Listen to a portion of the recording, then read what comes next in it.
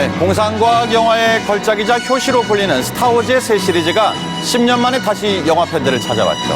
오늘 앵커에는 영화 스타워즈를 통해 현실 속의 우주 탐사기를 짚어봅니다. 자, 스타워즈에서 가장 인상적이었던 장면 하면 바로 이 광선검 싸움 장면 아닐까요? 제가 태어나기도 전인 1977년에 처음 등장을 했는데요.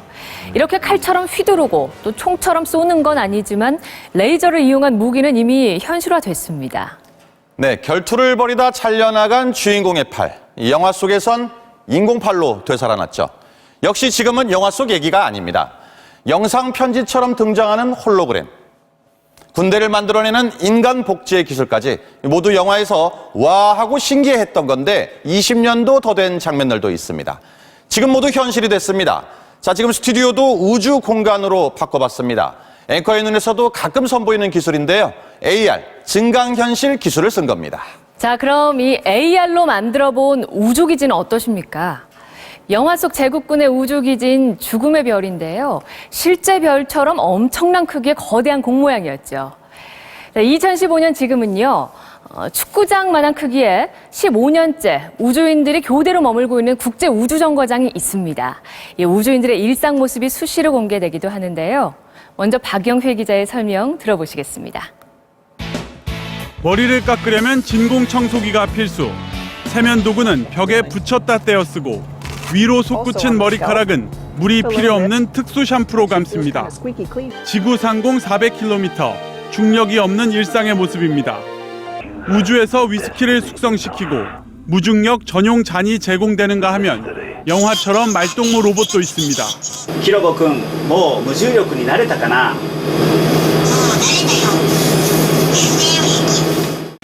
곤충을 키우고 상추를 재배해 먹는 것도 이곳에선 인류의 미래를 위한 실험. 15년간 백신, 신약 연구 등 1760개의 실험이 이뤄졌습니다. 미국, 러시아와 일본, 유럽 등 참가국이 15개국으로 냉전 이후 국제협력의 상징이기도 한 국제우주정거장은 오는 2024년까지 가동이 예정돼 있습니다. 네, 스타워즈 시리즈의 역사적인 첫 장면.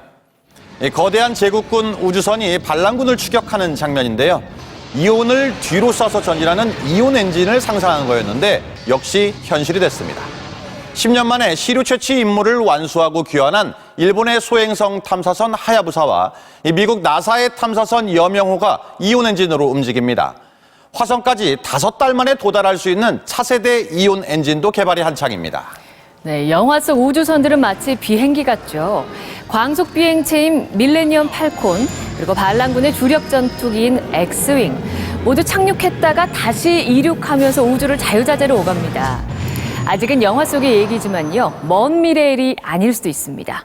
한 번 쓰면 끝이었던 로켓을 여러 번 반복해서 쓰는 일이 가능해지고 있습니다. 이어서 조재영 기자가 설명해 드립니다. 수직으로 솟구쳐 오른 로켓. 100km 상공 우주선을 띄워보낸 뒤 남은 로켓은 다시 그대로 내려옵니다. 엔진을 역추진해 속도를 줄이며 출발 지점 바로 옆에 완벽하게 착륙합니다. 사상 첫 로켓 회수 성공. 일회용이던 로켓을 재활용할 수 있게 된 건데 민간업체 블루오리진의 성과입니다. 또 다른 민간업체 스페이스X는 이미 국제우주정거장에 생필품을 배달하는 일을 맡고 있습니다. 자체 로켓으로 우주를 수차례 오가고 있고 곧 러시아의 소유즈 우주선을 대신해 우주인의 정거장 운송도 맡을 예정입니다.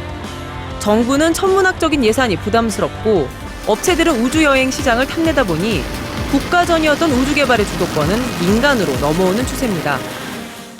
네, 그래도 우주 개발은 국가안보의 핵심적인 기술이고 국력의 상징이죠. 이 동메달을 가장 많이 가졌다고 할까요? 3번째 유인 우주선, 3번째 달 탐사, 3번째 우주정거장 도킹. 모두 중국의 기록입니다. 3등이지만 추격하는 기세는 무섭습니다. 2020년엔 독자 유인 우주정거장을 만들겠다고 장담하고 있습니다. 이른바 우주굴기, 우주기술로 우뚝 서겠다는 겁니다. 네. 일본도 빠지지 않습니다. 소행성 탐사 등 우주 연구는 물론 최근 캐나다의 기상위성을 대신 쏴주면서 상업시장에도 뛰어들었고요. 비용을 크게 줄인 신형 로켓 개발에도 박차를 가하고 있습니다. 네, 그야말로 스타워즈, 국가들 간의 우주전쟁인 셈인데 우리나라는 어디까지 왔을까요? 손병산 기자가 보도합니다.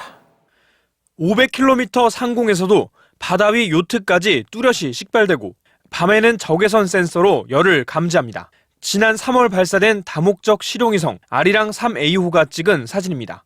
세계적으로 손꼽힐 정도로 해상도 높은 민간 위성을 80% 이상 국산 기술로 만들었지만 쏘기는 쉽지 않았습니다.